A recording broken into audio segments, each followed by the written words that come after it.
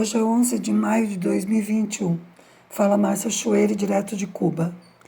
Antes de entrar no assunto central, vou fazer um comentário sobre uma crítica muito frequente a Cuba, que é a de falta de democracia. Os que fazem essa crítica, em geral, assumem que democracia se resume a eleições periódicas e divisão de poderes, o que, aliás, também existe em Cuba. Mas essa é a falácia da democracia burguesa.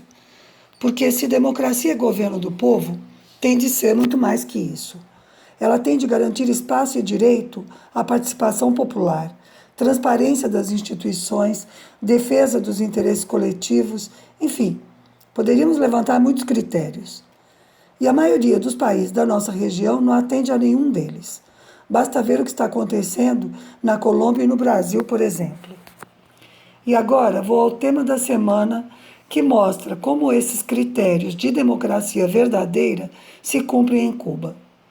No dia 7 de maio, o programa Mesa Redonda entrevistou o ministro da Saúde e cientistas responsáveis pelas pesquisas dos candidatos vacinais cubanos.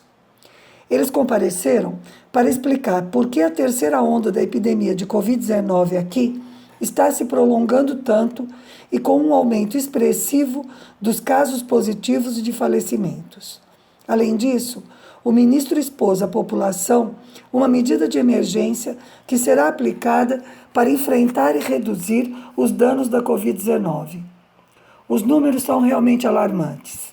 No início, em março do ano passado, houve 212 casos. Em abril, o número se elevou abruptamente a 1.325. Foram tomadas medidas imediatas, tanto sanitárias quanto econômicas e trabalhistas.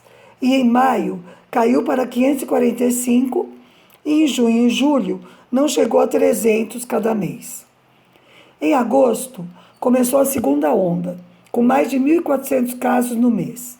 Esses números se repetiram até novembro, quando se abriram os aeroportos.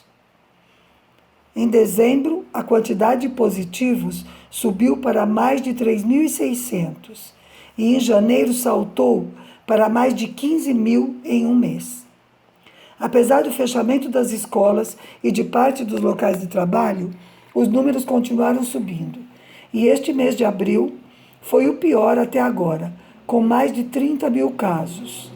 Entre dezembro e abril, houve um aumento de 753%.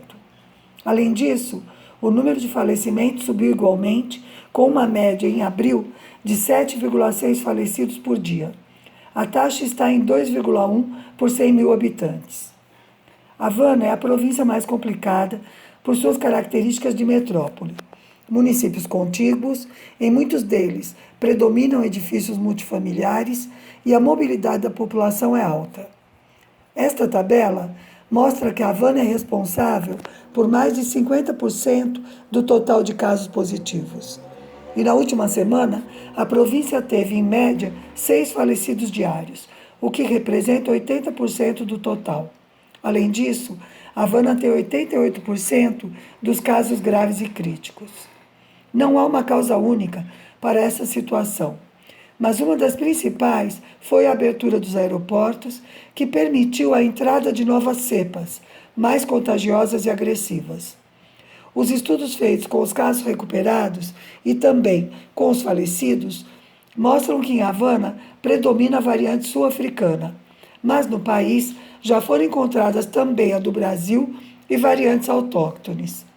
Em razão de tudo isso, o ministro da Saúde informou à população que agora em maio começará uma intervenção sanitária, utilizando os 2 candidatos vacunais mais avançados, Soberana 2 e Abdala. Ele esclareceu que a decisão está apoiada na Lei de Saúde Pública, que faculta ao Ministério da Saúde ditar medidas sanitárias ante situações de emergência que impliquem ameaças à saúde humana. A intervenção é de caráter temporário e está dirigida a grupos populacionais e territórios de risco.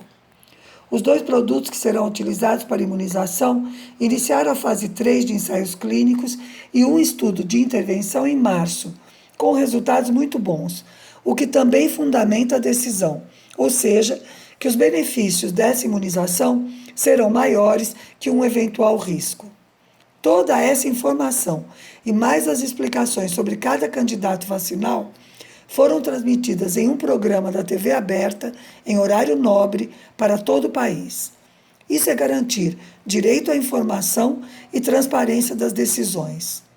A intervenção sanitária em maio e a imunização da população em geral, que deve começar em junho, serão feitas exclusivamente com vacinas cubanas. Muito provavelmente, Cuba será o único país do mundo a vacinar toda a população com vacinas próprias.